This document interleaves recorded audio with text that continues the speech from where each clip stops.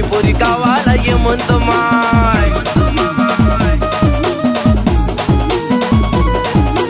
तिखट गोड पाणी शेव बी हाय, तिखट गोड पाणी शेव बी हाय। आव पाणीपुरी गावाला ये म्हणतो माय, पाणीपुरी गावाला ये म्हणतो माय।